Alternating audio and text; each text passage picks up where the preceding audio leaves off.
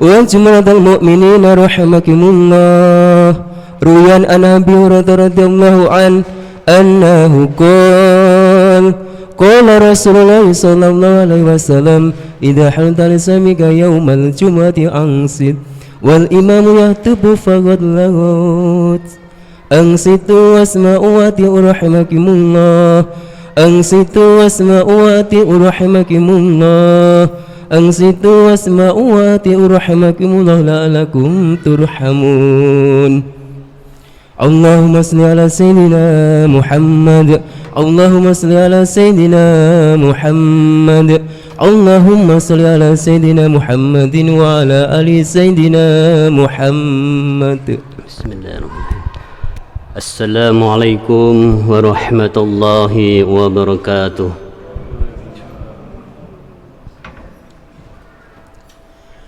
الله أكبر الله أكبر الله أكبر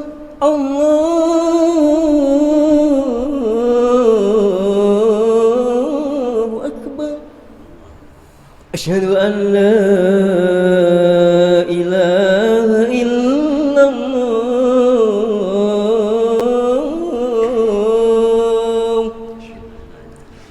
أشهد أن لا إله إلا الله.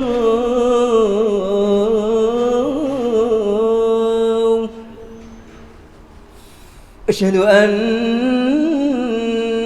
محمدا رسول الله. أشهد أن محمدا رسول الله. حي على الصلاة.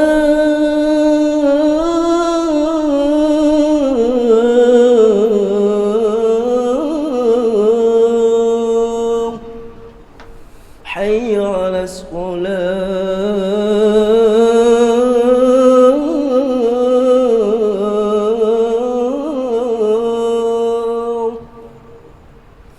حي على الفلاح.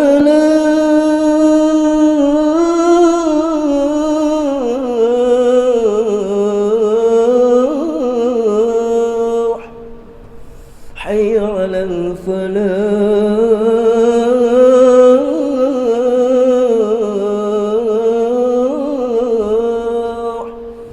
الله أكبر الله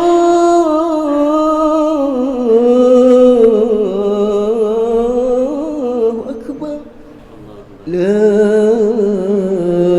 إله إلا الله.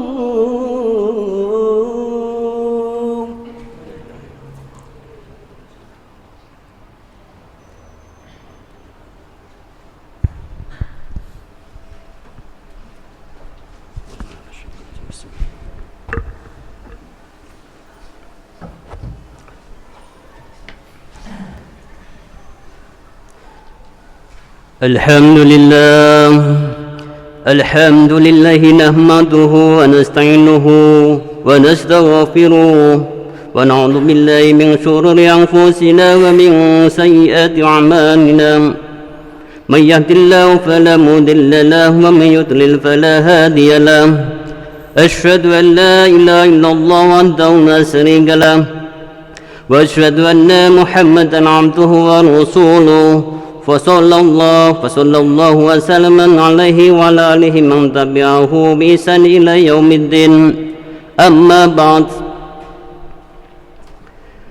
فيا أيها الحاضرون، يا أيها الناس أوصيكم وإياي بتقوى الله فقد فاز المتقون. قال تعالى في كتابه الكريم: أعوذ بالله من الشيطان الرجيم. بسم الله الرحمن الرحيم. يا أيها الذين آمنوا اتقوا الله حق تقاته ولا تموتن إلا وأنتم مسلمون. Sadaqallahul adzim wa sadaqal karim. Hadirin jamaah Jumat rahimakumullah. Mengawali khutbah pada siang hari ini yang penuh berkah, izinkan khatib untuk berwasiat kepada kita semua, terutama kepada diri khatib pribadi, untuk senantiasa berusaha berupaya untuk meningkatkan kualitas keimanan kita dan ketakwaan kita kepada Allah Subhanahu wa taala, untuk meningkatkan supaya kita semua ini dapat menjalankan semua kewajiban yang telah dibebankan kepada kita semua, yang telah diwajibkan oleh kita semua, dan meninggalkan seluruh yang diharamkan oleh Allah Subhanahu wa taala. Hadirin jamaah Jumat rahimakumullah, kita saat ini berada di pertengahan bulan Sa'ban tahun 1443 Hijriah. Ada banyak aktivitas-aktivitas umat Islam yang dilakukan di dalam pertengahan bulan Sa'ban ini dalam rangka untuk persiapan menyambut bulan suci Ramadan 1443 Hijriah. Dalam aktivitas itu, di antara kita ada yang berziarah ke makam para aulia, ada yang bertabaruk kepada para kiai untuk memohon maaf, mohon ridhonya, dan juga mohon doanya supaya dapat menjalankan ibadah di bulan suci Ramadan dengan khusyuk. Juga ada yang bersedekah, berinfak, bersedekah dalam rangka untuk mengalap barakah di bulan Sa'ban ini. Dan ada juga yang membaca surat Yasin 3 kali ba'da maghrib sampai isya, atau juga ada yang melaksanakan ba'da isya di dalam malam nisfu Sa'ban. Hadirin jamaah Jumat rahimakumullah, dalam bacaan surah Yasin yang 3 kali itu, diantaranya pertama dibaca untuk memohon supaya kita dipanjangkan umur kita, diberikan ketaatan kita kepada Allah Subhanahu wa taala, dan juga berharap ketakwaan ini dapat kita raih, dapat kita laksanakan secara istiqomah kepada Allah Subhanahu wa taala. Bacaan yang kedua berharap dengan bacaan fadilah surah Yasin tersebut dibaca untuk memohon untuk diluaskan rezeki kita yang barokah, yang halal, dan juga menolak bala malapetaka. Adapun surah yang ketiga yang ditujukan, yakni dibaca untuk memohon supaya ditetapkannya iman Islam hingga akhir hayat, yang tentunya diakhiri dengan husnul khatimah. Hadirin jamaah Jumat rahimakumullah, terkait dengan amalan bacaan surah Yasin yang ketiga, yakni mohon diluaskan rezeki oleh Allah Subhanahu wa taala. Pada kesempatan yang baik ini, perkenankanlah kami khatib mengambil tema rezeki telah dijamin dan tak akan tertukar. Rezekimu telah dijamin dan tak akan tertukar. Hadirin jamaah Jumat rahimakumullah, rezeki berasal dari kata Arab rizkun, yang artinya ma yuntafa'u bihi, yang artinya sesuatu yang digunakan dan tentunya diambil manfaatnya, muftar as-sihah. Sedangkan dalam Syarh al-Aqwaid, At-Tazani menjelaskan bahwa rezeki adalah nama bagi sesuatu yang diberikan oleh Allah Subhanahu wa taala kepada hayawan, manusia dan selain manusia seperti jin dan binatang, lalu ia gunakan dan diambil manfaatnya baik halal maupun haram.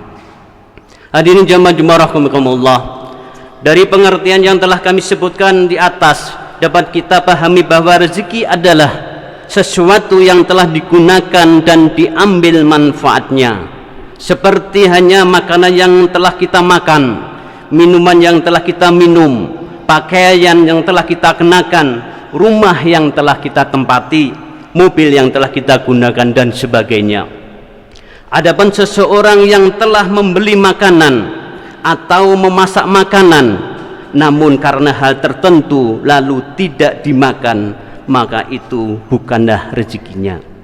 Hadirin jamaah Jumat rahimakumullah, begitu juga seseorang yang telah membangun rumah yang megah, lalu karena sebab tertentu mereka tidak tempati rumah yang megah tersebut, maka rumah itu tentunya juga bukan rezekinya. Benar apa yang dikatakan oleh seorang penyair Arab, Terkadang harta dihimpun oleh selain pemakainya, dan terkadang harta dimakan oleh orang yang bukan penghimpunnya. Rezeki tidak terbatas pada harta yang halal, harta yang haram pun juga disebut rezeki. Hadirin jamaah rahimakumullah, ada beberapa jenis rezeki yang perlu kita ketahui bersama. Pada kesempatan ini pula juga khatib akan menyampaikan ada 8 jenis rezeki dari Allah Subhanahu wa taala yang kita dapatkan. Yang pertama adalah rezeki yang telah dijamin oleh Allah Subhanahu wa taala. Dalam Al-Qur'an Karim, a'udzubillahi minasyaitonir rajim. Bismillahirrahmanirrahim.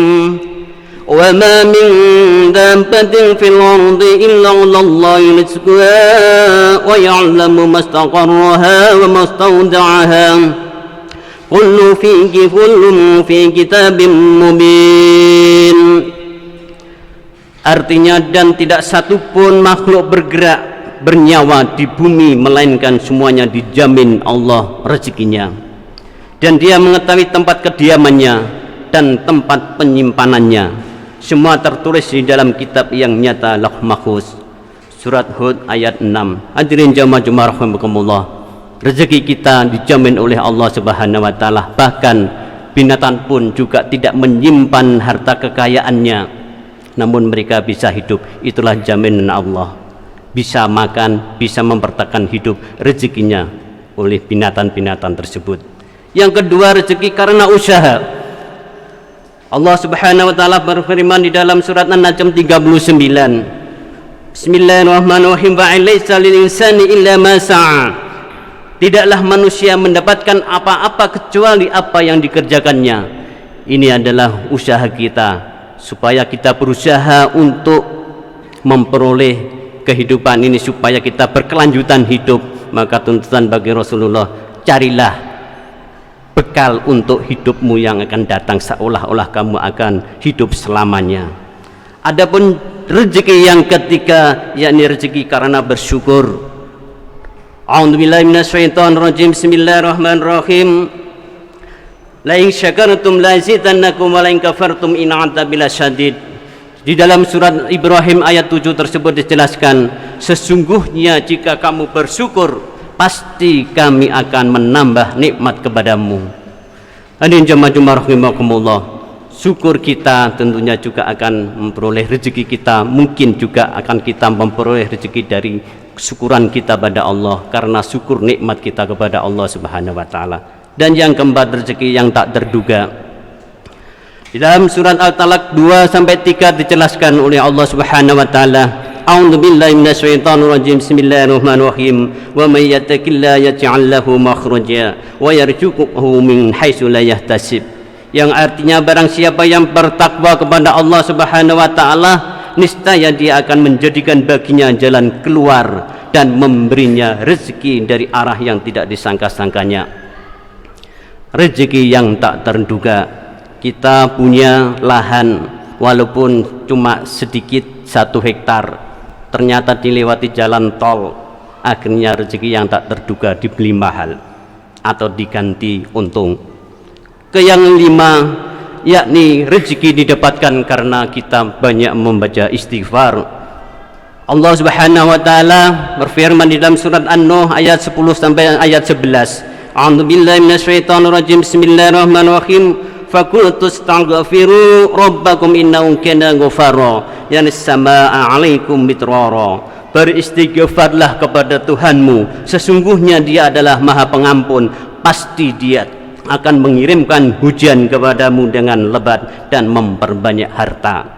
Adapun rezeki yang keenam, yakni rezeki karena menikah. Allah Subhanahu wa taala juga berfirman, a'udzubillahi minasyaitonirrajim. Bismillahirrahmanirrahim. Wa ankihul ayamani minkum wasolihina min ibadikum wa imaikum iyakunu fuqara'a yughnihimullahu min fadlih. Yang artinya, dan nikahlah orang-orang yang masih membujang di antara kamu dan juga orang-orang yang layak dari hamba sahayamu, baik laki-laki dan perempuan. Jika mereka miskin, maka Allah akan memberikan kecukupan kepada mereka dengan kurnia-Nya. surat An-Nur ayat 32. Adapun rezeki yang ketujuh, yakni rezeki kita dapatkan karena anak. Allah juga berfirman di dalam surat Isra ayat 31. Bismillahirrahmanirrahim. Wa la taqtulu auladakum khasyata imlakin nahnu narzuquhum wa iyyakum. Dan janganlah kamu membunuh anak-anakmu karena takut miskin. Kamilah yang akan menanggung rezeki mereka dan rezeki bagimu. Adapun rezeki yang kedelapan, yakni rezeki yang kita dapatkan bisa berasal dari sedekah kita, infak kita. Banyak infak kepada masjid, banyak sedekah yang kita gunakan untuk kebutuhan-kebutuhan umum, untuk jalan, untuk keperluan-keperluan sosial. Tentunya itu merupakan sedekah yang kita niati dengan ikhlas, insya Allah itu menambah rezeki kita. Allah Subhanahu wa Ta'ala juga berfirman di dalam Al-Baqarah surat 245. A'udzu billahi minasyaitonir rajim. Bismillahirrahmanirrahim. Man dzalladzi yuqridullaha qardan hasana fayudha'ifahu lahu ad'afan katsira. Yang artinya siapakah yang mau memberi pinjaman kepada Allah Subhanahu wa Ta'ala, pinjaman yang baik, infak dan sedekah, maka Allah akan melipat gandakan pembayaran kepadanya dengan lipatan yang banyak. Hadirin jemaah rahimakumullah.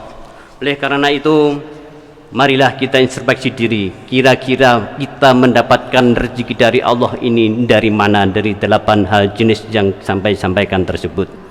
Bisa juga karena kita memberikan pendidikan pada anak-anak kita, lantaran anak kita yang kita biaya itu, insya Allah itu juga akan bisa mengalirkan rezeki kita. Bisa juga dengan istri-istri kita. Barangkali mereka selalu berdoa di rumah kita kerja, insya Allah dengan doa para istri kita itu nantinya akan memperlancar rezeki kita. Dan mungkin juga karena banyak istighfar kita, banyak sedekah kita, banyak zikir kita, sehingga itu memperlancar rezeki kita. Hadirin jemaah rahimakumullah, Imam Syafi'i mengatakan bahwasanya aku mengetahui bahwa rezekiku tidak akan dimakan oleh orang lain, maka menjadi tenanglah hatiku. Rezeki kita tidak akan tertukar dengan rezeki orang lain. Rezeki kita juga tidak akan diambil oleh orang lain. Menurut Imam An-Syafi'i mengatakan juga, dan tidak terbayang apabila seseorang tidak memakan rezekinya atau rezekinya dimakan oleh orang selain dia. Rezeki seseorang sudah ada jatah dan takarannya.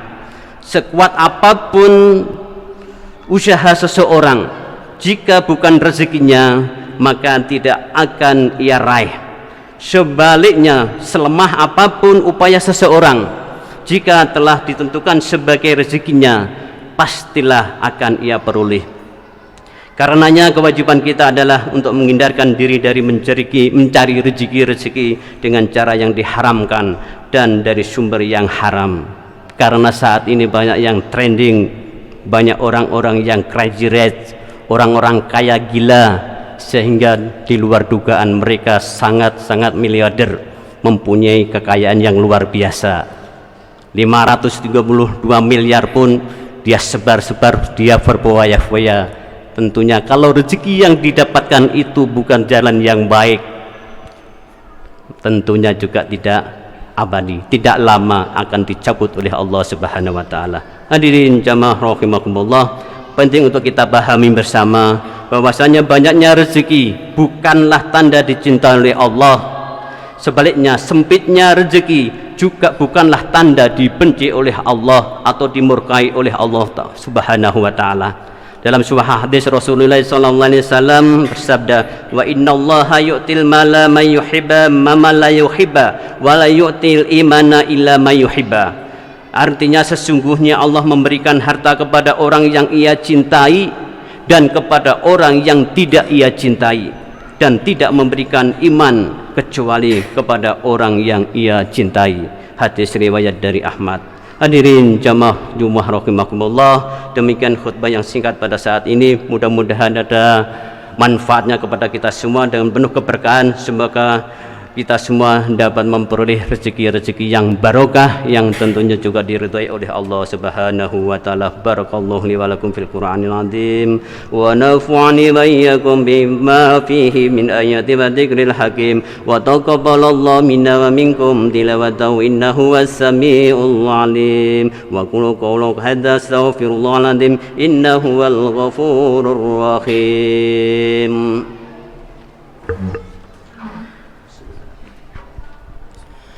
اللهم صل على سيدنا محمد وعلى آل سيدنا محمد.